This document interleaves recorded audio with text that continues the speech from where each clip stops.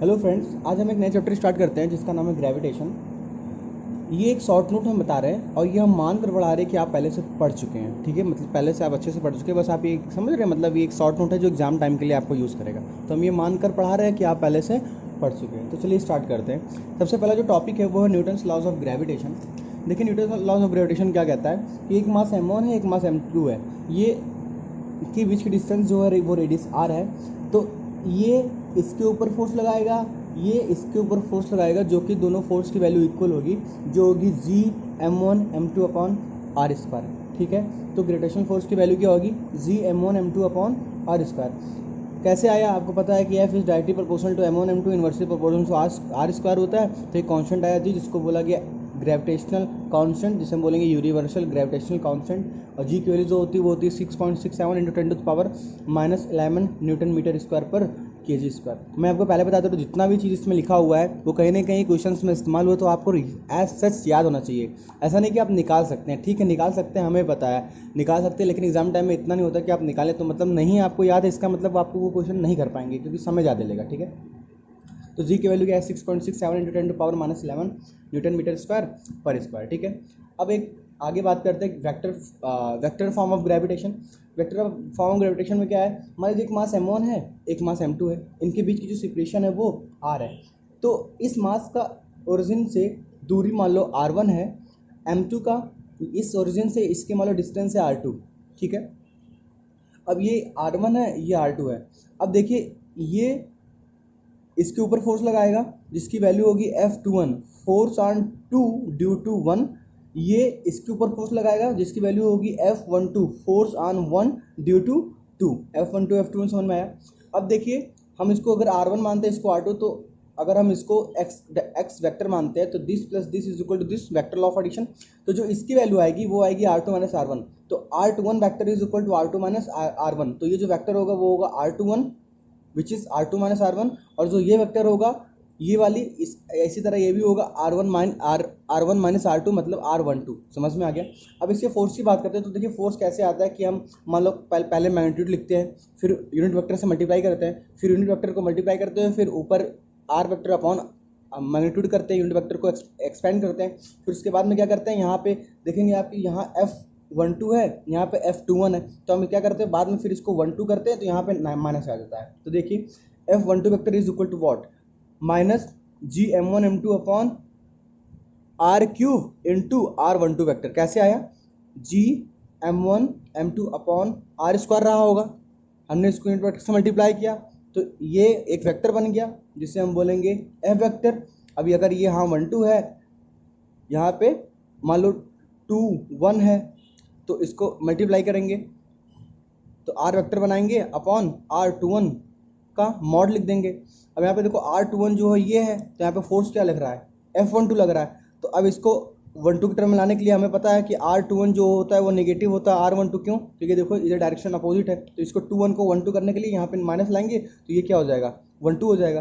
तो बन जाएगा F12 vector is equal to negative of g m1 m2 upon R12 vector upon R³। अब R³ में आप कुछ भी रखिए, लेकिन आप 1 2 भी रखिए 2 1 भी रखिए, तो बात एक ही है। ठीक है, ऐसे ही F21 वेक्टर क्या हो जाएगा, minus g m1 m2 upon R21 है, यहाँ पे भी R21 वेक्टर अपॉन R12³। समझ में आ गया। आप इस तरह इसको याद ही करना है। ठीक है, अब आता है आगे gravitational field and gravitational field intensity.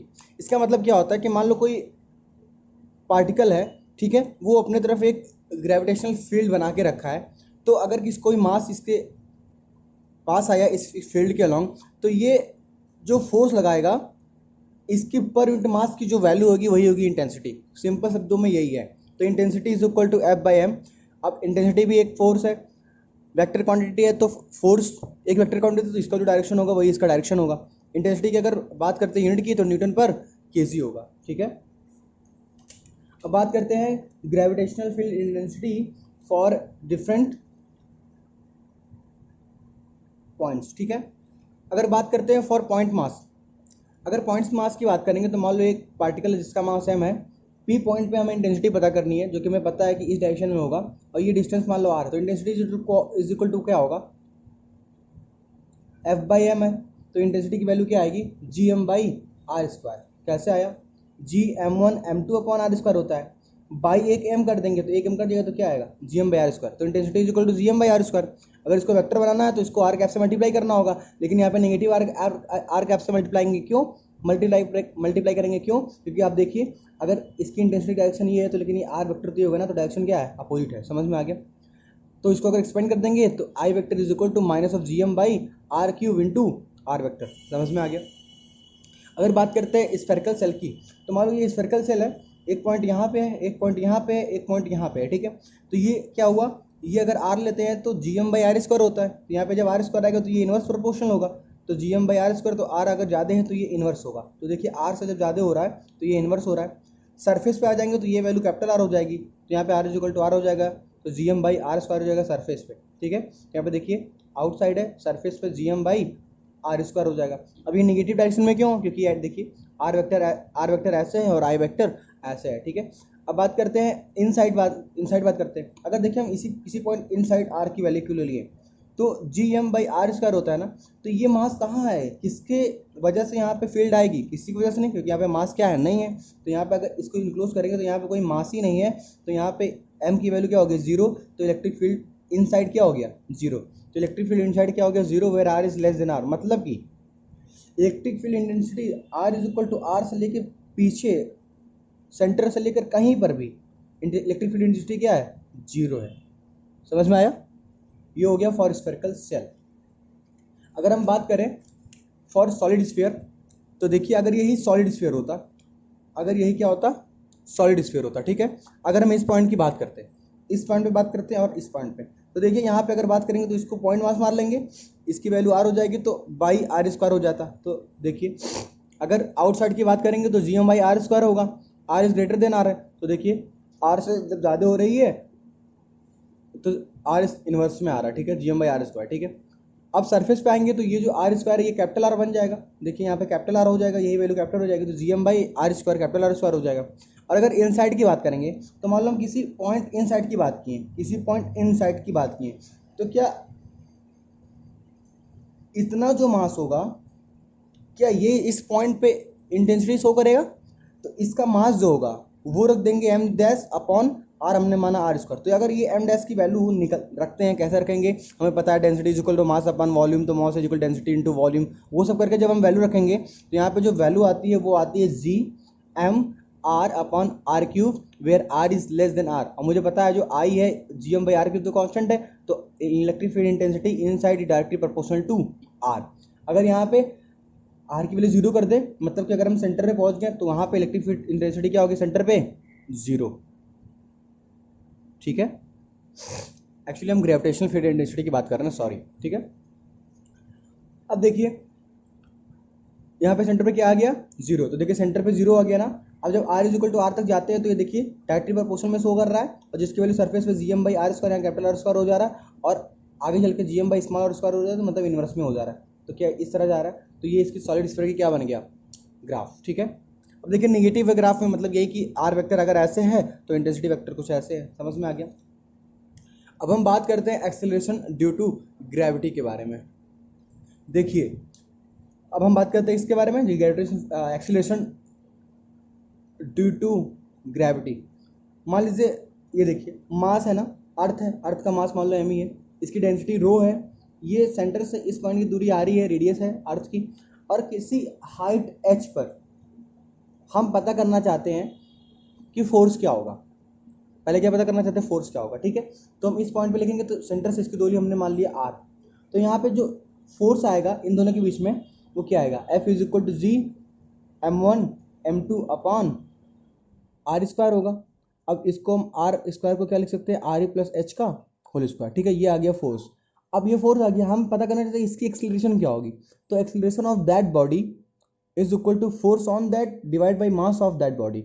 तो फोर्स क्या आ गया, g m e m upon r square, और मास डिवाइड करेंगे तो क्या कट गया, तो g m e upon r square आ गया। इसी एक्सेलरेशन को हम लिख देते हैं एक्सेलरेशन ड्यू टू ग्रेविटी। समझ में आ गया। इसी को वैल्यू हम क्या लिख देते हैं, जी लिख देते हैं बस। तो एक्सेलरेशन ड्यू टू ग्रेविटी की वैल्यू क्या आई, g m e upon r square. R क्या है, सेंटर से दूरी है, कभी कभी क्या बोलता है हाइट इतना, तो आपको आर ही ऐड करना पड़ता है, ठीक है। तो आप आर कहाँ से है, सेंटर से, तो जो इफेक्टिव जो एक्सीलरेशन ड्यू टू ग्रेविटी है वो क्या आई, g m e upon r square. अब रेडियस ऑफ द अर्थ होता है 6400 किलोमीटर, ये आपको याद रखना होगा। मास ऑफ द अर्थ जो होगा वो 6×10⁻24 किलोमीटर होगा, ये भी आपको याद रखना है, ठीक है। अब आगे आते हैं, तो हमने क्या लिखा, आर की वैल्यू हम पुट कर सकते हैं आर ई प्लस एच, तो आर ई प्लस एच रखेंगे तो आर ई प्लस एच का होल स्क्वायर हो जाएगा, ठीक है। अब बात करते हैं eight the surface of earth. अगर हम अर्थ की सरफेस की बात करते हैं, ठीक है, अगर अर्थ के सरफेस की बात करते हैं तो उसको हम लिखते हैं जी नॉट से डिनोट करते हैं। तो यहाँ पे देखो, जब ये अर्थ की सरफेस पे आएगा तो क्या ये पार्ट, ये पॉइंट यहाँ पे आ जाएगा, तो इसकी वैल्यू क्या हो जाएगी, आर ई। तो g m e upon r e का होल स्क्वायर, जिसको हम क्या बोले, जी नॉट। तो जी की वैल्यू पुट करते हैं, mass of the earth, radius of the earth put करते हैं, तो जो आती है 9.8 मीटर पर सेकंड स्क्वायर रहता है, जिसको हम 980 सेंटीमीटर पर सेकंड स्क्वायर बोलते हैं, या 32 फीट पर सेकंड स्क्वायर भी हम बोलते हैं, जो कि आपको याद रखना है, ठीक है। अब यहाँ पे एक जनरलाइज कर दें तो देखो, जो जी है वो किसके प्रोपोर्शनल है, एम अपॉन आर के स्क्वायर, समझ में आ गया।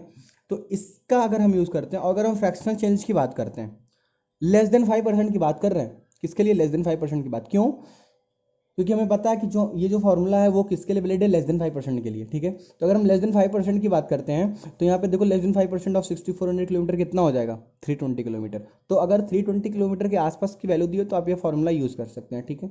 तो अगर फ्रैक्शनल चेंज की बात करें लेस देन 5%, तो देखो g is directly proportional to m upon r square है ना, ये ऊपर जाएगा तो क्या माइनस आएगा, तो माइनस ऑफ 2 इंटू आर, तो delta g by g not is equal to delta m by m minus of twice delta r by r. Fractional change है, अगर आप परसेंटेज में करेंगे तो यहाँ पे परसेंटेज लिखेंगे, यहाँ पे 100 से मल्टीप्लाई करेंगे, ठीक है, जो कि आप जानते हैं। अगर हम यही इरर की बात करें, मतलब लेस देन 5% इरर हो, मतलब बोले कि रेडियस में ये इरर है, मास में इरर है, तो बताओ कितना इरर होगा एक्सेलरेशन ड्यू टू ग्रेविटी में। तो अगर परसेंटेज इरर की बात करें तो delta g by g not percentage में बात करेंगे इज इक्वल टू यहाँ पे डेल्टा एम बाई एम, और यहाँ पे देखो माइनस है ना, तो हमें पता है इरर में कभी माइनस नहीं होता, आप यूनिट एंड डायमेंशन में पढ़ चुके हैं। तो यहाँ पे माइनस में क्या हो जाएगा, plus twice of delta r by r into 100, समझ में आ गया। ये हम इसलिए लिखे क्योंकि मुझे पता है एग्जाम में क्वेश्चन आते हैं, तो आप क्या करें, ये तो ठीक है, लेकिन आपको ये भी याद होना चाहिए, ठीक है। अब बात करते हैं जो एक्सेलरेशन ड्यू टू ग्रेविटी है due to the shape of earth. देखो, हमें पता है कि नॉर्मली इलिप्टिकल होता है, हम लोग जानते हैं सर्कुलर, लेकिन होता है क्या, इलिप्टिकल पाथ होती है। तो देखो ये इलिप्टिकल पाथ है, तो देखो यहाँ से इस पॉइंट की दूरी हमको इक्वेटर बोलते हैं, इसके ऊपर पॉइंट को बोलते हैं पोल। तो आप देखेंगे कि जो इक्वेटर की दूरी है वो ज़्यादा है पोल के रिस्पेक्ट में। अब क्या है, देखो दूरी ज़्यादा है तो क्या जी की वैल्यू कम होगी, तो इक्वेटर पे जी की वैल्यू क्या होगी, कम होगी, किसके रिस्पेक्ट में, पोल के रिस्पेक्ट में, समझ में आ गया। अभी हम आगे बताएंगे कि क्या कितनी होती है। अब बात करते हैं g at the surface in term of density. देखो हम लिखे हैं g m e upon r square, हमें इसको डेंसिटी में लिखना है। देखो हम रो पहले डिनोट कर चुके थे, तो अगर हम डेंसिटी की बात करते हैं इसके रिस्पेक्ट में, तो हमें पता है ना मास ये होता है, तो density is equal to mass upon volume, तो इसको मास हटा देंगे तो डेंसिटी इंटू वॉल्यूम कर देंगे, तो उसको पुट करने पे जो वैल्यू आएगी g not is equal to 4/3 pi g r e rho. मैं फिर कह रहा हूँ, ये आप निकाल सकते हैं कैसे, g m e by r square है, तो यहाँ पे आर कैपिटल आर स्क्वायर हो जाएगा, क्योंकि सरफेस की बात कर रहा हूँ, तो एम ई को रो इंटू वी कर देंगे, वी की वैल्यू 4/3 पाई आर कर, एक 2 आर कट जाएगा, एक आर बचेगा। लेकिन हमें ये याद रखना है, एज सच याद करना है, मतलब g not is equal 4/3 pi r 4/3 pi g r rho, ये आपको मतलब फिंगर टिप्स में, मतलब ऐसा चीज़ होना जो एकदम फिंगर टिप्स की तरह काम करे, मतलब कि तुरंत कोई पूछे तुरंत आप उसको बता दें, ठीक है। अब बात करते हैं, अगर मान लो डेंसिटी कांस्टेंट हो जाती है तो देखिए, और सारे वैल्यू कांस्टेंट हो जाएगी, बचेगा क्या, आर, तो g not directly proportional to r हो जाएगा। अगर आर कांस्टेंट हो जाएगा तो ये सारी वैल्यू कांस्टेंट हो जाएगी, जो बचेगी रो, तो आर कांस्टेंट हो जाएगा, तो g not is directly proportional to क्या हो जाएगा, रो। यहाँ पे एक टर्म हमने और लिखा है, जो जी मून की होती है वो अर्थ के रिस्पेक्ट में 1/6 होती है, जो आपको याद करना, बहुत बार आपको पता है कि यूज़ हुआ होगा जब आप क्वेश्चन सॉल्व करें, इसी से मैंने लिख दिया, जो कि आपको याद रखना है, ठीक है। और हम एक चीज़ और आपको बताना चाह रहे हैं, बहुत बार रहता है ना कि एक ऐसा क्वेश्चन आता है जो कि आप पढ़ चुके बेसिक मैथ में, मान लो एक मास यहाँ पे है, कुछ दूरी पे मास है, ऐसे इन्फाइनाइट मास रखे हुए हैं, तो बताओ पूरी की वजह से ग्रेविटेशनल फील्ड क्या होता है किसी एक पॉइंट इसके ऊपर, ठीक है। तो उसके लिए एक फॉर्मूला होता है s infinity is equal to a upon 1 minus r, जो कि आपको आप बेसिक बात पढ़ते तो सब कुछ याद कर लेते, लेकिन बाद में सब भूल जाता है, लेकिन इंपॉर्टेंट है ना, s infinity is equal to a upon 1 minus r use हुआ है, तो आप इसको एज सच याद रखिए। यहाँ पे ए क्या है, फर्स्ट जो टर्म होता है उसकी वैल्यू होती है, आर क्या है, रेशियो होता है, ठीक है। तो आपको ये फॉर्मूला भी याद रखना है, ठीक। अब हम स्टार्ट करते हैं third, variation of g due to height. मतलब देखिए, हम जो ये जी हम पढ़ रहे हैं ना, एक्सीलरेशन ड्यू टू ग्रेविटी, अगर हम हाइट पे जाएं, मतलब कि अगर सरफेस से किसी एस दूरी पर जाएं, तो भैया यहाँ पे जी की वैल्यू क्या होगी हमें पता करना है। तो एस पे जाएंगे, पहली बात तो आपको याद रखना कि जो एस है वो कहाँ से लिया गया है, सरफेस से। कभी कभी क्या बोलते हैं कि भाई सरफेस से दूरी, तो आप एस लिख देते हैं, लेकिन सरफेस से ये एच हो गया ना, कभी कभी क्या बोलता है यहाँ से दूरी देता है, तो हाइट आपको अलग लिखना होता है। तो हाइट क्या है, सरफेस से, तो ये आपको याद करना होता है। मतलब याद क्या, मतलब समझना होता है कि भाई हाइट सही है। अगर बोचा एट हाइट ऑफ दिस, मतलब वो सरफेस से बात कर रहा है, ठीक है। G h is equal to g not upon 1+h/r का होल स्क्वायर होता है, जो फॉर्मूला जो कि बहुत बार मतलब मैक्सिमम टाइम्स आप यूज़ किए होंगे। हम इसको निकाल भी सकते हैं। अगर निकालने की बात करें तो देखिए, जी की बात करते हैं किसी भी सरफेस पे, तो g m e upon r square होगा। सेंटर से आर की दूरी कितनी होगी, आर ई प्लस एच, तो आर ई प्लस एच का होल स्क्वायर होगा। हम क्या करते हैं, आर कॉमन लेते हैं इधर से, तो g m e upon r common लेंगे तो कोई स्क्वायर है ना, तो ये आर ई स्क्वायर आएगा, यहाँ पे 1 बचेगा plus h by r e का होल स्क्वायर हो जाएगा। अब g m e by r e square क्या हो गया, क्या जी नॉट हो गया। तो g at height h is equal to g not upon 1+h/r का होल स्क्वायर। समझ में आ गया। तो क्या देखिए यही वैल्यू है, तो g h is equal to g not upon 1+h/r का होल स्क्वायर, ठीक है। अब देखिए यहाँ पे एच, जी एच क्या है, अगर हम सरफेस से इतनी दूरी पर जाते हैं साइड पे, तो इस पॉइंट पे जी की वैल्यू क्या है, जी नॉट क्या है, सरफेस पे क्या वैल्यू जो कि 9.8 होती है। एच क्या है, सरफेस से दूरी है। आर ई क्या है, रेडियस ऑफ द अर्थ है, ठीक है। तो कभी कभी वो आर ई देता है, तो आप इसको देते हैं, तो आपको एच पता होना चाहिए। कैसे पता करेंगे, small r minus of r e is equal to h. समझ में आया। तो यहाँ पे जो वैल्यू है g h is equal to g not upon 1+h/r का होल स्क्वायर, ठीक है। अगर हम हाइट बहुत ही कम मानते हैं, मतलब लेस देन आर मानते हैं, हाइट जो है बहुत बहुत लेस देन आ रहा है, मतलब क्या, वही है, मान लो 6400 किलोमीटर है, हम कितना बात करते हैं, 50 किलोमीटर की बात करते हैं, 60 किलोमीटर की बात करते हैं, 120 मीटर की बात करते हैं। लेस देन मतलब 320 किलोमीटर से अगर कम है, तो अगर उसकी बात करते हैं लेस देन 5% है, तो देखिए हमें पता है बायनोमियल एक्सप्रेशन लगेगा, ये वैल्यू ऊपर जाएगी 1 प्लस ऑफ दिस, तो ये ऊपर जाएगा तो यहाँ माइनस होगी, और ये अगर ये है तो ये आगे आ जाएगी, या फिर करें 1 प्लस ऊपर जाएगा माइनस में आएगी, ये वैल्यू माइनस हो जाएगी, यहाँ मल्टीप्लाई करेगा तो 1-2 into h by r e हो जाएगा। तो g at height h is equal to g not into 1-2 h by r e. अब आपको इस फार्मूला को भी ऐसे याद करना। आप बोलेंगे सर हम इससे निकाल देंगे, नहीं, आपको इसको ऐसे याद करना है, क्योंकि इतने से इतना सोचने में भी समय लगता है, इस वजह से आपको इसको याद ही करना है। और लास्ट एग्जाम में क्या होता है, जब आप रहते हो बहुत प्रेशर में रहते हैं, तो मतलब जो चीज़ रटी हुई होती है ना, वो तुरंत आ जाती है। मतलब एक बार बोलें जिस is equal to 0 into 1+2h/r तो तुरंत याद आ जाता है, ठीक है। ये आपको याद रखना। अगर हम फ्रैक्शनल चेंज की बात करते हैं, वही मतलब जी एट, इसको मल्टीप्लाई कर देंगे तो इधर आएगा, फिर डिवाइड करेंगे तो फ्रैक्शनल चेंज जो होगा delta g by g naught. अगर परसेंटेज की बात करें तो परसेंटेज करेंगे is equal to minus of 2h/r into 100। इसको भी आपको याद करना, क्योंकि आपको पता है आप क्वेश्चन सॉल्विंग में बहुत बार यूज़ हुआ होगा, ठीक है। तो ये फॉर्मूला भी आपको याद करना है। Delta g by g not percentage में is equal to -2h/r into 100। समझ में आ गया। अब बात करते हैं variation of g due to depth. अगर हम डेप्थ की बात करते हैं तो देखिए वो क्या होता है। मान लो ये अर्थ है ना, ये मान लो अर्थ है, अर्थ के सरफेस से कुछ दूरी अंदर अगर इस पॉइंट पे पता करना चाहें, तो इसको हम बोल रहे हैं आर। तो डेप्थ सरफेस, अर्थ के सरफेस से किसी डेप्थ नीचे की बात करें 5 किलोमीटर 10 किलोमीटर के अंदर की बात करें अर्थ में, तो इस पॉइंट पर एक्सीलरेशन ड्यू टू ग्रेविटी क्या होगी उसकी बात करता है, जिसका फॉर्मूला होता है g d is equal to g not into 1-d/r ई।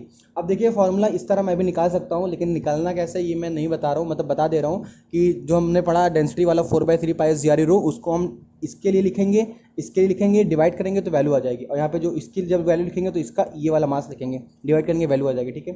तो जो डेप्थ की जी होगी G D equal to 0 into 1-d/r, इसको भी आप ऐसा याद करेंगे। और हम अगर परसेंटेज चेंज की बात करते हैं तो delta g by g not percentage equal to minus of d/r into 100।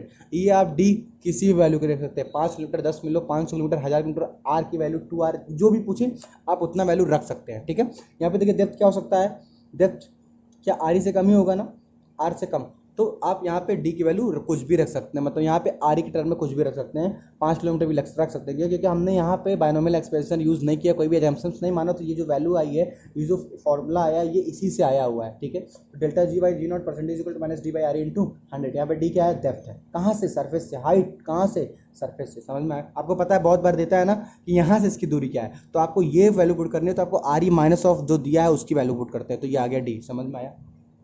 हमने एक पॉइंट लिखा है, जो हाइट है एच और जो डेप्थ है वो कहाँ से टेकन करेंगे, सरफेस से। समझ में आया।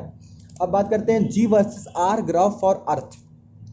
अर्थ पहली बात क्या है, सॉलिड है ना, तो सॉलिड के लिए हम जी की वैल्यू पता करना, तो हमें पता है जी की वैल्यू क्या होती है, g m e by r square होती है। अगर हम आउटसाइड जाए तो आर ग्रेटर देन आर, तो यहाँ पे सेंटर से लेंगे तो उसको एक पॉइंट मास मार के आर स्क्वायर हो जाएगा, जो कि इनवर्स आएगा। तो देखिए r is equal to r के बाद देखिए इनवर्स में आ रहा है, सरफेस पे जाएगा तो g m e by r square होगा, यहाँ पे आर स्क्वायर होगा तो देखिए surface r equal to r पे जो सरफेस पे वो जू नॉट हो जाए जिसकी वैल्यू ये है। अगर हम इंसर्ट जाते हैं तो हमें पता है, तो सॉलिड स्फीयर के लिए बात करते हैं वो जी की वैल्यू क्या होती है, g m r upon r e cube होता है ना, तो देखिए यही है। यहाँ पे g inside directly proportional to r है, तो g inside directly proportional to r है, और अगर आर की वैल्यू जीरो कर देंगे तो इंटेंसिटी जी की वैल्यू क्या आ जाएगी, जीरो। यहाँ पे देखो जीरो है। सेंटर ऑफ द अर्थ, ये हमने जीरो माना तो क्या हो गया, सेंटर ऑफ द अर्थ। तो जी की वैल्यू आर के टर्म में ये होती है, समझ में आ गया। सेंटर की बात करेंगे तो क्या होगा, जीरो। ये वैल्यू नीचे भी दी सकती होती है, समझिए प्लॉट ऐसे भी हो सकता है, तो आप क्वेश्चंस देख कर ही मालूम करेंगे। आप क्वेश्चन सॉल्व किएंगे तो आपको लगा होगा कि हाँ क्या सही है क्या गलत है, ठीक है। अब बात करते हैं variation due to rotation of earth. Earth के रोटेशन की का मतलब क्या है, देखिए हम आपको बता देते हैं। मान लो ये अर्थ है, ठीक है, तो अगर हम वेरिएशन ड्यू टू अर्थ, मान लो ये अर्थ है, ठीक है अर्थ ऐसे ओमेगा से क्या कर रहा है, रिवॉल्व कर रहा है। हमें पता है ये ईस्ट है, ये वेस्ट है, तो ये वेस्ट टू ईस्ट क्या करता है, रिवॉल्व करता है, ठीक है। तो अर्थ कैसा रिवॉल्व करता है, वेस्ट टू ईस्ट रिवॉल्व करता है। अब मान लो अगर कोई पार्टिकल है जिसका मास m है, ये इसका सेंटर है, तो इसके ऊपर एक फोर्स लगेगा, कौन सा, ग्रेविटेशनल फोर्स, किधर, टुवर्ड्स दिस, इसको बोलेंगे mg। लेकिन एट द सेम टाइम अगर देखेंगे, अगर ये रिवॉल्व कर रहा है तो क्या इस सर्कल के अराउंड क्या एक सर्कुलर पाथ भी कर रहा है, सर्कुलर पाथ कर रहा है ना, तो इसकी जो वैल्यू होगी, अगर इसको हम आर मानेंगे तो इसके ऊपर एक फोर्स लगेगा m ओमेगा स्क्वायर आर। क्यों लगा रहे हैं ये, क्योंकि हमें पता है कि अगर ये क्या बन चुका है, NIRF non inertial reference frame, तो हमें क्या करना होगा, इसको सेटिस्फाई करने के लिए हमें एक सेंट्रीफ्यूगल फोर्स मानना पड़ेगा। तो m ओमेगा स्क्वायर आर हो गया ना। अब क्या करते हैं, हम इसको लैम्डा दे रहे हैं, मतलब जो पार्टिकल है वो, ये जो पार्टिकल है वो इक्वेटर के रिस्पेक्ट में लैम्डा लैटिट्यूड पे है। लैम्डा क्या, लैटिट्यूड, ये आपको याद करना होगा, ये आपको पता होना चाहिए कि लैम्डा को हम क्या बोलते हैं, लैटिट्यूड बोलते हैं, क्योंकि एग्जाम में क्वेश्चंस में लैटिट्यूड वर्ड यूज करके देता है, ठीक है। तो ये मास m है, तो ये नॉन इनर्शियल रेफरेंस फ्रेम में है, तो हम इसको m ओमेगा स्क्वायर लिखेंगे, क्योंकि एक सेंट्रीफ्यूगल फोर्स मान लेंगे। अब क्या करते हैं, इसकी अगर कंपोनेंट इधर करेंगे तो m ओमेगा स्क्वायर r, ये क्या है, लैम्डा, तो ये भी लैम्डा, तो लैम्डा तो कॉस लैम्डा हो गया ना। मतलब देखिए पहले mg लग रहा था ना, लेकिन जब ये रिवॉल्व कर रहा था, देखो इसको अपोज करने के लिए एक फोर्स आया, m omega square small r cos lambda. अब देखिए ये r है ना, इसको हम इस r के टर्म में चेंज कर सकते हैं, ये लैम्डा है तो ये लैम्डा है, तो ये क्या होगा, r this is equal to क्या होगा, ये इधर वाली वैल्यू आएगी ना। तो अगर इसको पढ़ेंगे तो r की वैल्यू क्या आएगी, यहाँ पे r हटाएंगे तो आएगा r कॉस लैम्डा, तो इसको हटा देंगे ना, क्योंकि हमें पता है r by r is equal to cos lambda होगा, तो r की वैल्यू आएगी r कॉस लैम्डा। तो ये देखो वैल्यू पूरी क्या हो जाएगी, m ओमेगा स्क्वायर r और कॉस लैम्डा तो मतलब कॉस स्क्वायर लैम्डा, तो m omega square cos square lambda आ गया, ठीक है। और अगर हम फोर्स की बात करेंगे तो m हटा देंगे, तो g minus omega square r e cos square lambda, क्या ये g की वैल्यू आ गई, क्यों, रोटेशन की वजह से। तो g due to rotation of earth is equal to g not minus omega square r e cos square lambda. अगर हम इक्वेटर की बात करते हैं तो देखो हमने लैम्डा इस तरह लिया था ना, ये क्या है इक्वेटर, ये क्या है पोल, तो देखो लैम्डा की वैल्यू क्या हो जाएगी, जीरो हो जाएगी, तो जीरो हो जाएगी तो कॉस लैम्डा की वैल्यू क्या हो जाएगी, वन। तो इक्वेटर पे जो वैल्यू होगी g not minus omega square r आएगी। पोल की बात करेंगे तो यहाँ लैम्डा की वैल्यू क्या हो जाएगी, 90 हो जाएगी, तो कॉस 90 की वैल्यू क्या होती है, जीरो, तो पोल पे वैल्यू यहाँ पे जीरो हो जाएगी, तो जी नॉट हो जाएगी, तो जी pole is equal ji not. अब देखो जी नॉट ये जी नॉट माइनस ओमेगा स्क्वायर आ रहा है, तो बड़ा कौन सा ये, क्योंकि इसमें कुछ तो वैल्यू होगी ओमेगा की, तो इस यहाँ पे माइनस हो रही है वैल्यू, तो ये इसकी मैक्सिमम वैल्यू होती है और ये इसकी मिनिमम वैल्यू होती है। तो इक्वेटर पे मैक्सिमम वैल्यू होती है और मिनिमम वैल्यू किस पे होती है, पोल पे होती है। अब पोल माइनस इक्वेटर की वैल्यू करते हैं तो जो कि ओमेगा स्क्वायर आर आएगा, जिसकी वैल्यू होगी 0.03 मीटर पर सेकंड स्क्वायर। कैसे आया, ओमेगा की वैल्यू जो अर्थ में प्रेजेंट में मूव कर रही है उसकी बात करते हैं, और radius of the earth put करेंगे तो 0.03 मीटर पर सेकंड स्क्वायर होगा। समझ में आया। इसको भी आपको ये फॉर्मूला याद करना है और ये चीज़ आपको आना चाहिए, ठीक है, और ये आपको याद होना चाहिए 0.03 मीटर पर सेकंड स्क्वायर, ठीक है। अब हम आगे आते हैं, एक पढ़ते हैं, for weightlessness condition at equator of earth. देखो क्या कहना चाह रहा है, ये मान लो ये है ना, ये पार्टिकल मान लो यहाँ पे आ गया, तो इसके ऊपर mg फोर्स इधर लगेगा, ठीक, और यहाँ पे m ओमेगा स्क्वायर r लगेगा। समझ में आ गया। तो क्या इक्वेटर पे ये इसकी वैल्यू आती है। अब यहाँ पे वेटलेसनेस कंडीशन आने का मतलब क्या है कि इसकी जो फोर्स लग रही है कितना हो जाए, नेट फोर्स जीरो हो जाए, तो ये किस कंडीशन में बॉडी आ जाएगा, वेटलेसनेस कंडीशन में आ गया। तो देखो वेटलेसनेस कंडीशन में जो इक्वेटर में जो जी की वैल्यू होती है g not minus omega square r e, इसको अगर हम जीरो कर दें तो यहाँ पे जो ओमेगा हो जाएगी, कितना ओमेगा कर दें कि वेटलेसनेस कंडीशन आ जाए, तो ओमेगा को हमने ओमेगा डैश मान लिया, इक्वेट करेंगे तो ओमेगा डैश इक्वल टू क्या आएगा, इधर जाएगा तो g not by r e under root में। अब जी नॉट की वैल्यू पुट करेंगे, रेडियस की पुट करेंगे, सॉल्व करेंगे तो omega dash is equal to 1.25 × 10⁻³ 18 पर second which is equal to 17 omega. और अगर टाइम पीरियड की बात करें तो इज इक्वल टू 1.41 आवर्स, जिसे बोलेंगे 84.6 मिनट। इसका मतलब क्या है, अगर हम अर्थ को कितना ओमेगा दे दें या कितना ओमेगा कर दें कि वो जो इक्वेटर पे कोई मास रहेगा, कोई पार्टिकल रहेगा, वो वेटलेसन कंडीशन अटेन कर ले, तो उसके लिए क्या करो, जो प्रेजेंट में जो ओमेगा जिस तरीके से अर्थ मूव कर रही है और जिसकी जितना ओमेगा है उसका 17 टाइम्स कर दें, 17 गुना कर दें, तो इस समय वह समय क्या होगा, वो वेटलेसन कंडीशन में आ जाएगा इक्वेटर पर। समझ में आ गया। और मैं पता है ओमेगा कुछ भी कर दे लेकिन पोल पे कोई फर्क नहीं पड़ेगा क्योंकि ये ओमेगा पे डिपेंड नहीं करता, वो कांस्टेंट है जो कि वैल्यू है जी नॉट। समझ में आ गया। तो ये क्वेश्चन भी देता है। और अगर हम टाइम पीरियड पर बात करेंगे तो 2 ओमेगा, अगर ओमेगा की वैल्यू पुट करेंगे तो 1.41 आवर्स आएगा या 84.6 मिनट आएगा। मतलब हमारा जो टाइम पीरियड हो जाएगा ना अर्थ का, वो कितना हो जाएगा 1.4 आवर्स, जिसे हम बोलेंगे 84.6 मिनट्स। ये भी आपको याद रखना है, ठीक है। अगर हम स्पेस क्राफ्ट की एक बात करते हैं, मतलब कोई मान लो स्पेस क्राफ्ट है जो कि अर्थ के सरफेस से मून के सरफेस पर लॉन्च किया गया, ठीक है। तो उसका बताना है कि भैया जो उसकी वेट है, जो उसके ऊपर फोर्स लग रहा है, वो रेडियस के हिसाब से किस तरह चेंज होगा। तो देखिए क्या करेंगे, ये अर्थ है ना, अर्थ के सरफेस पे ये पहले क्या होगा, स्पेसक्राफ्ट दूर जाएगा, दूर जाएगा, दूर जाएगा, दूर गया तो यहाँ पे देखो रेडियस बढ़ेगा ना, तो इसके ऊपर फोर्स क्या होगा, कम होगा, तो फोर्स कम हुआ, कम हुआ, कम हुआ। और जब इसके कांटेक्ट में आएगा तो इसके जब इन्फ्लुएंस में आएगा तो इसके भी ऊपर फोर्स लगेगा। अब इसका जो फोर्स लगेगा वो भी लगेगा जी एम ई होगा, तो यहाँ पे एम हो जाएगा mass of moon upon r square आएगा। तो एक समय आएगा कि अर्थ जितना फोर्स लगा के खींच रही है और मून जितना फोर्स लगा के खींच रहा है, वो दोनों इक्वल हो जाएगा। तो उस कंडीशन में इसके ऊपर जो नेट फोर्स हो जाएगा वो क्या हो जाएगा, जीरो। तो मतलब वेट क्या हो जाएगा, जीरो। तो देखो जब ये सरफेस पे था तो इसकी जो वैल्यू है स्पेस क्राफ्ट की, जो फोर्स लग रही थी वो mg थी। धीरे धीरे क्या हुआ, कम हुआ, कम हुआ, कम हुआ, जीरो आ गया। अब जब मून पे आ जाएगा, मून के सरफेस पे आ जाएगा तो उसकी वैल्यू mg/6 हो जाएगी। क्यों, क्योंकि जो अर्थ का जी होता है वो मून के रिस्पेक्ट में 6 टाइम्स होता है, या मून का जो होता है वो 1/6 होता है अर्थ के रिस्पेक्ट में। तो यहाँ पे अगर सरफेस पे आ गया तो इसकी वैल्यू यहाँ पे क्या आ जाएगी, mg/6 आ जाएगी। ये यहाँ पे पहुँच गया, तो जब यहाँ पे आ रहा था तो ये वैल्यू क्या होगी, कम। और जब ये इधर जाएगा तो ये देखो रेडियस कम होगा ना, तो इसका जो इसके ऊपर फोर्स हो गया बढ़ते चला जाएगा। तो मतलब यहाँ पे देखो धीरे धीरे धीरे धीरे धीरे बढ़ता चला जा रहा है, ठीक है। तो ये चीज़ होती है। स्पेस क्राफ्ट की बात करते हैं, ठीक है। तो अगर स्पेस क्राफ्ट लॉन्च करते हैं तो इसका जो फोर्स वेट के साथ जो वेरिएशन होता है रेडियस के साथ, वो ये होता है, ठीक है। ये भी क्वेश्चन आता है, जिसमें मैंने यहाँ पे लिखा हुआ है। अब बात करते हैं ग्रेविटेशनल पोटेंशियल एनर्जी यू। देखो ग्रेविटेशनल पोटेंशियल एनर्जी का फॉर्मूला क्या होता है, -G m1m2/r। अब देखो ये डिफिनीशन क्या होता है, लास्ट में हमें क्या करना है, याद ही करना है। देखो हम बता देते हैं डिफिनीशन क्या होता है। The amount of work done to bring a particle from a point infinity in a gravitational field equal to the gravitational potential energy stored in it without changing in direction, ठीक है। मतलब क्या है कि मान लो अगर कोई मास यहाँ पर, तो इसके ऊपर यहाँ पे क्या होता है, ये कुछ एरिया अपना इन्फ्लुएंस करता है ग्रेविटेशनल फील्ड इंटेंसिटी में, ठीक है। अगर कोई पार्टिकल इन्फिनिटी पे है तो उसको हम इसके इन्फ्लुएंस में ला रहे हैं, तो जो यहाँ से यहाँ लाने में जो इसका वर्क डन किया जाएगा वही इसके ग्रेविटेशनल पोटेंशियल एनर्जी के फॉर्म में स्टोर हो जाएगा। और इन्फिनिटी से यहाँ ला रहे हैं तो हम ये मानकर चल रहे हैं कि चेंज इन काइनेटिक एनर्जी क्या होगी, जीरो, क्योंकि हम इसको स्लोली ला रहे हैं। मतलब कि जो हम वर्क लगा रहे हैं वो काइनेटिक एनर्जी चेंज करने में बिल्कुल नहीं लग रहा है, सिर्फ और सिर्फ क्या कर रहा है, पोटेंशियल एनर्जी चेंज कर रहा है। समझ में आ गया।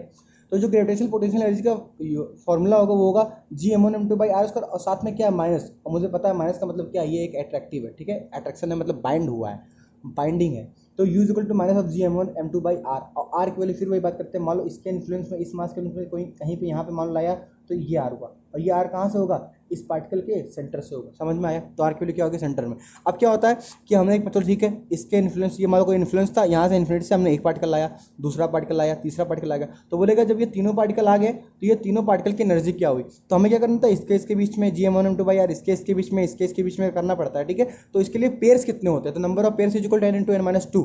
और यहाँ पे n क्या है, नंबर ऑफ पार्टिकल्स, मतलब एक पार्टिकल 2 3। तो बोला राइट ट्राइंगल है, यहाँ पे साइड पे इसके वर्टेक्स पे पॉइंट रखा हुआ है, तो बताओ कितना होगा पूरा पोटेंशियल ग्रेविटेशनल पोटेंशियल एनर्जी।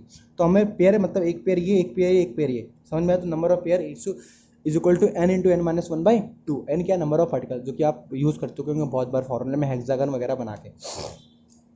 अब बात करते हैं कंजर्वेशन ऑफ मैकेनिकल एनर्जी। मुझे पता है कि यहाँ पे जो हम जितना भी टर्म ले रहे हैं वो हम ग्रेविटेशनल फोर्स की बात कर रहे हैं। ग्रेविटेशनल फोर्स एक कंजर्वेटिव फोर्स होता है जो कि हम WPC समझ में आता है, मतलब कि यहाँ पे ग्रेविटेशनल फोर्स एक कंजर्वेटिव फोर्स है और यहाँ पे फ्रिक्शन वगैरह हम नहीं मान रहे, तो यहाँ पे कंजर्वेटिव फोर्स तो है और नॉन कंजर्वेटिव फोर्स एब्सेंट भी है, इसलिए हम कंजर्वेशन ऑफ मैकेनिकल एनर्जी लगा सकते हैं। ये हमें WP समझ आता है, ठीक है। तो अगर मान लो कोई पार्टिकल यहाँ से यहाँ आता है तो initial kinetic energy plus initial potential energy equal to final kinetic energy plus final potential energy हम लिख सकते हैं। हम जानते हैं WP क्या हमें बोलता है, वर्क एनर्जी थ्योरम हम पढ़ते हैं, उसमें पता है कि work done by all the forces equal to change in kinetic energy होता है।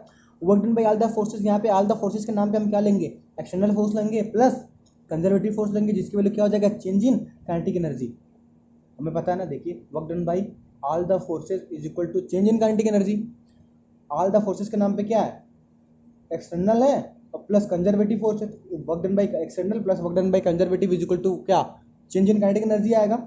अब हम मान के चल रहे हैं कि जो हम यहाँ से पार्टिकल ला रहे थे उसके इन्फ्लुएंस में, इंटेंसिटी के इन्फ्लुएंस में वो स्लोली ला रहे थे, चेंज इन काइनेटिक एनर्जी क्या हो जाएगा, जीरो। तो वर्क डन क्या हो जाएगा, एक्सटर्नल फोर्स ये हो जाएगा, तो यहाँ पे क्या हो जाएगा, चेंज इन काइनेटिक एनर्जी क्या हो जाएगा, जीरो हो जाएगा। तो work done by the external force जो वैल्यू आएगी, अगर इसको जीरो करेंगे तो वो क्या आएगी, इधर जाएंगे तो minus of work done by the conservative force. तो work done by the external force is equal to negative of work done by the conservative force, और work done by the conservative force is equal to negative of delta u. तो negative negative क्या हो जाएगा, positive हो जाएगा। तो work done by external force equal to delta u आ जाएगा, समझ में आ गया। और work done by conservative force is equal to negative delta U कैसे आया, हमें पता है F is equal to minus of D U by D R होता है। इसको इधर जाएंगे तो एफ डी आर को इंटीग्रेट करेंगे माइनस यू, तो ये हो जाएगा यू, यहाँ पे ये आया तो ये नेगेटिव आ जाएगा। तो work done by the conservative force या नेगेटिव ऑफ डेल्टा यू, समझ में आ गया। तो ऐसे हमने इसको लिखा। तो initial kinetic energy plus initial potential energy is equal to final kinetic energy plus final potential energy, हम 2 पॉइंट के लिए लगा देंगे। एक्सटर्नल फोर्स पूछेगा तो हम डायरेक्ट याद रखेंगे डेल्टा यू, क्योंकि हमने काइनेटिक एनर्जी जीरो करा। अगर कंजर्वेटिव के रिस्पेक्ट में बोलेगा तो work done by the conservative force is equal to negative of delta u, क्योंकि work done by external force is equal to negative of conservative force. देखो कैसे, मान लो ये अर्थ का सरफेस है, हम एक पार्टिकल के मास को उठा रहे हैं, तो हम इसको जब उठाएंगे तो हम एक्सटर्नल फोर्स की डायरेक्शन में लगा रहे हैं ना, लेकिन कंजर्वेटिव फोर्स का वर्क डन किधर हो रहा है, डिस्प्लेसमेंट उधर हो रहा है, और जो ग्रेविटेशनल फोर्स होगा वो नीचे लग रहा है। तो इसके बीच की दूरी क्या है, 180 डिग्री है, एंगल क्या है, 180 एंगल है। तो यहाँ पे देखो work done by the conservative force क्या है, नीचे है, नेगेटिव है, और ऊपर एक्सटर्नल फोर्स, अगर ऊपर पॉजिटिव माने तो work done by external force और कंजर्वेटिव फोर्स की डायरेक्शन क्या आ रही है, नेगेटिव। तो इसी वजह से work done by the conservative force is negative of change in potential energy, और यहाँ पे काइनेटिक जीरो है तो यहाँ पे चेंज इन पोटेंशियल एनर्जी आएगा, समझ में आ गया। अब बात करते, आपको पता है ये जितना फॉर्मूला लिखे कहीं ना कहीं यूज़ हुआ है, आप WP में यूज़ किए होंगे, यहाँ पे भी ये यूज़ किए होंगे, ये भी यूज़ किए होंगे, ठीक है, बहुत बार। अब टर्न बात है ग्रेविटेशनल पोटेंशियल। तो ग्रेविटेशनल पोटेंशियल जिसको हम यूज़ कर रहे हैं, इसका मतलब क्या है, जो हम इन्फ्लुएंस में लाए थे, जो उसकी पोटेंशियल एनर्जी आई थी, उसको पर यूनिट मास में डिवाइड करते तो वही उसकी क्या हो जाएगी, ग्रेविटेशनल पोटेंशियल। मतलब किसी पॉइंट पे किसी पार्टिकल की वजह से जो पर यूनिट मास पे जो उसकी पोटेंशियल एनर्जी, उसको क्या बोलेंगे, ग्रेविटेशनल पोटेंशियल। तो Vg is equal to you by m होगी। अब यू की वैल्यू क्या पड़े थे, minus ji m one m two by r, तो एक एम हट जाएगा तो minus G M by r आ जाएगा, एम से डिवाइड करने पे तो minus G M by r आ जाएगा। G M by r, u क्या है, पोटेंशियल एनर्जी यूनिट की यूनिट क्या होगी, जूल, और मास है केजी, तो जूल पर केजी क्या हो गया, पोटेंशियल का फॉर यूनिट, जो कि आपको ये भी समझना है, क्योंकि कभी कभी आप यूनिट से समझते हैं कि हाँ भैया ये दिया क्या होगा, कि आपको पता है बहुत बार क्या होता है, जो इंटीग्रेशन वाले डिफरेंशिएशन वाले क्वेश्चंस होते हैं जिसमें यूज़ होता है, तो वो आपको इस तरह देता है। अब देखो यहाँ पे देखो u is equal to M into V कर सकते हैं ना। अब आप कहेंगे ये क्यों लिखें, आपको पता है ना कि जब टनल की बात आती है तो वहाँ पे जो क्वेश्चन सॉल्व करते हैं सेंटर पे हमें पता करना होता है, तो हम m इंटू वी का यूज़ करते हैं। तो ये भी क्वेश्चन आता है तो हम इसको डायरेक्ट इसको लिखें, कि आपको याद रखा है, आपको ये भी होना चाहिए v is equal to you by M, V is equal to minus G M by R, और आपको ये भी याद होना चाहिए v is equal to M V. ये नहीं कि हम इससे इसको निकालेंगे, नहीं, आपको याद डायरेक्ट होना चाहिए, भले कि स्टेप का प्रोसेस है। u की वैल्यू क्या हो जाएगी, m इंटू वी, समझ में आ गया।